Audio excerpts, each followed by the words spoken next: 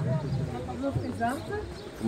Nous sommes l'association SOS Donbass, Solidarité Sud-Ouest Donbass.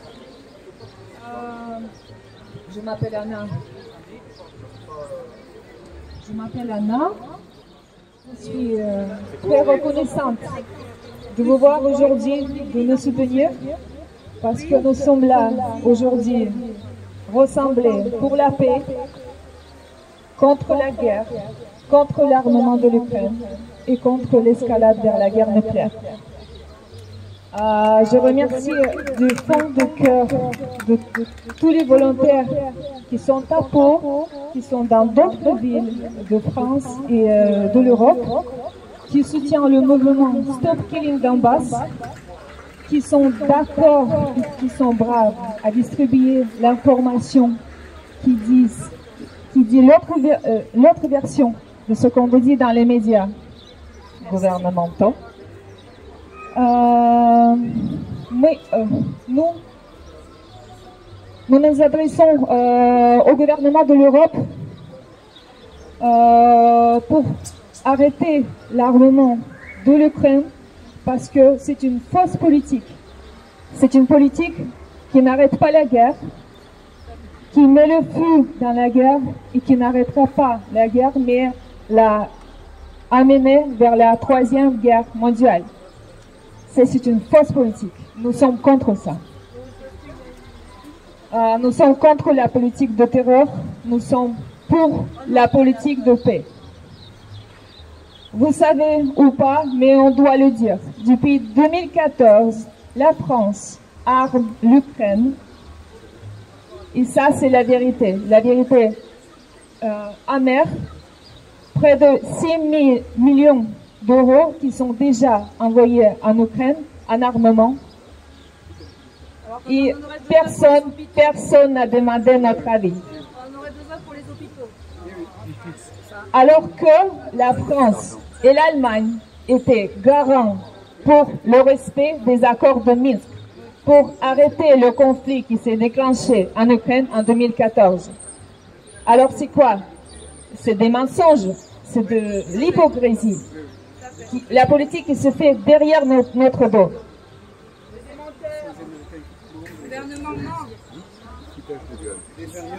Tout était fait pour que la situation d'aujourd'hui se déclenche. Tout a été poussé la Russie à faire un offensive parce que la Russie ne pouvait plus rester sans action. Nous avons donc lancé une action contre l'armement de l'Ukraine parce que c'est la première chose qu'il faut faire, c'est arrêter cet armement.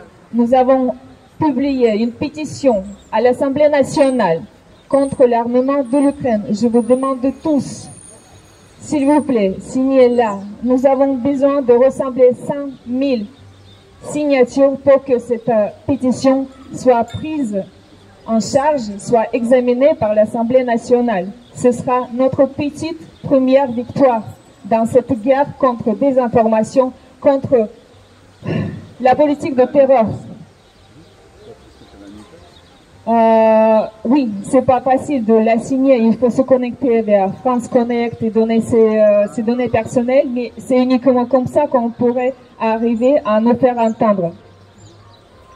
Si on n'arrête pas l'armement de l'Ukraine, les peuples civils du Donbass, de l'Ukraine, de Russie aussi, vont être tués sans punition. Alors c'est pas ce qu'on cherche. Nous, on veut la paix pour tous, non seulement pour les peuples du Donbass, non seulement pour les Russes, mais aussi pour les Ukrainiens qui sont en train de souffrir maintenant à cause de cette politique menée par les Américains et contre nous, les Européens ici. Parce que cette politique des sanctions contre la Russie, qui souffre maintenant? La Russie ne souffre pas. Ma famille, mes amis en Russie, ils continuent leur vie quotidienne. Les supermarchés sont blindés des produits européens. L'essence est 4 fois moins chère qu'ici. 60 centimes. C'est ça, 60 centimes. La vie n'a pas changé en Russie. Alors contre nous, contre qui ces sanctions? C'est contre les Européens. Il faut arrêter ça.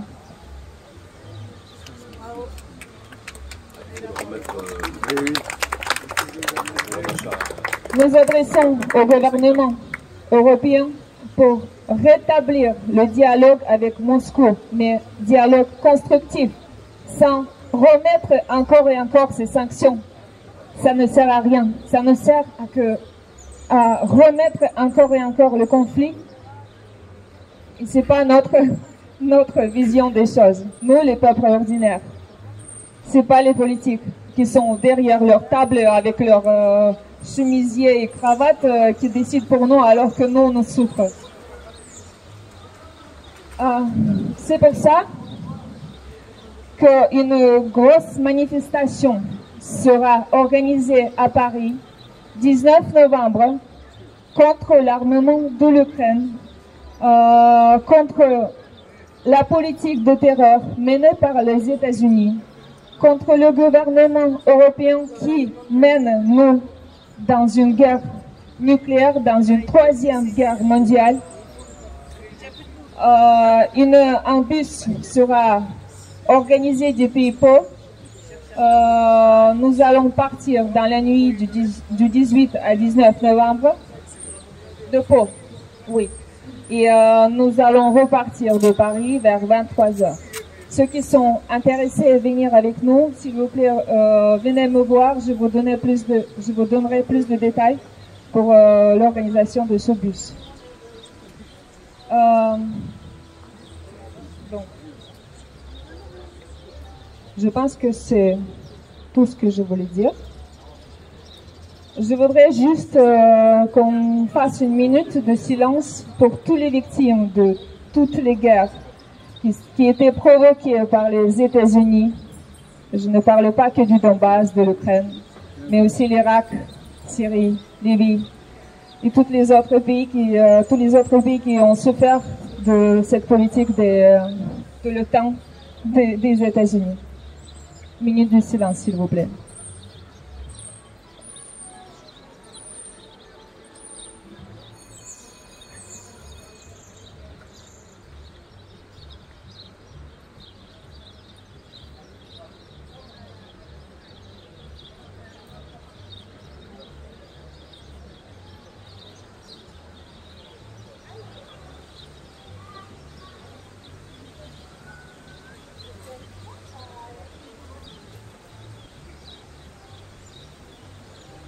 Merci beaucoup.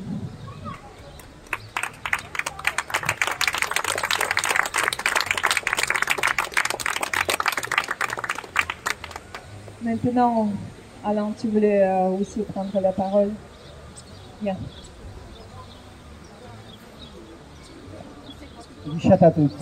Voilà. C'était sans doute prémonitoire, on entend. En 2015, et c'est Valentina qui me l'a fait ressortir en bas au EDAS en 2015. Écoutons, hein, 2015. La guerre officiellement, elle a éclaté par les Russes cette année. En 2015, nous avions mis, moi et mon groupe politique occitan, une banderole qui disait non à la guerre en Ukraine à l'époque, 2015. Non à la guerre en Ukraine, solidarité de Donbass et OTAN Go-Home. Donc, ma solidarité, elle date depuis longtemps. Et à l'époque, nous savions après Maïdan que les fascistes ukrainiens voulaient faire la peau des russophones dans le Donbass. Rappelons-nous que 2014, le 2 mai, à Odessa, des hooligans et des gens d'Azov ont massacré des gens dans la maison des syndicats. Ils ont brûlé vifs. 50 personnes ont été brûlées vives. À l'époque, nos médias, si prompts à raconter les saloperies, ne disaient rien. Donc je ne suis pas, disons, peu fier de penser qu'en 2015, ce genre de choses, nous l'avions dénoncé. Et donc, voilà. Donc là, ce qui est surtout à dénoncer, c'est ces médias. C'est une véritable catastrophe. C'est un pouvoir. Je pense que tout ce qu'on voit sur les chaînes, ce sont des militants qui ne prennent pas les armes, mais qui poussent à la boucherie. Ils poussent à la boucherie. Et comme disait, pour ceux qui s'en souviennent, Malcolm X, le dirigeant noir des années 60, qui disait « À écouter les médias, ils vous feront haïr les opprimés et applaudir les oppresseurs. » Et là, je peux le mettre actuellement, ils vous feront haïr les gens du Donbass avec une russophobie incroyable, ils vous feront aimer les gens de l'OTAN, l'Europe de capitale, et tous les salopards là qui montent un racisme anti-russe. Et ça, c'est vraiment catastrophique. Voilà. Donc, moi, je dis Donbass libre, et voilà. Pas plus. Merci beaucoup, Alain. Je voulais rajouter que le 19 novembre, la manifestation qui se fera à Paris, elle se fera aussi en Italie, en Allemagne, en Espagne et en Belgique, on espère. Et si d'autres pays qui voudront nous rejoindre, de dire stop à cette politique de terreur, rejoignez-nous, s'il vous plaît.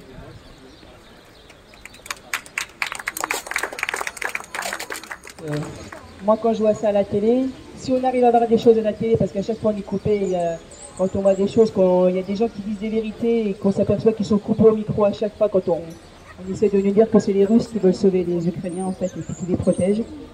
Moi, en fait, ça me fait un peu rire de voir Zelensky qui joue avec la zigounette du piano. C'est ce qu'on nous montre nous, en mainstream. Alors Macron qui veut armer, il dit qu'il veut la paix en armant, alors qu'il veut la guerre. Enfin, il veut la paix, je veux dire, quand on veut la paix, on n'arme pas des personnes déjà, à la base. Et l'OTAN, on est gouverné par l'OTAN depuis longtemps. Quand j'entends Van der Leyen qui dit qu'il veut donner 1,5 milliard d'euros à Zelensky qui massacre son peuple, ben, ça fait un peu mal. Donc aujourd'hui on est là pour soutenir les Russes. Et heureusement que Poutine est là. Nous on regarde pas les médias mainstream, en fait on regarde d'autres médias qui sont un peu plus ouverts heureusement et on dit la vérité et on est là pour soutenir les Russes. Voilà. Merci.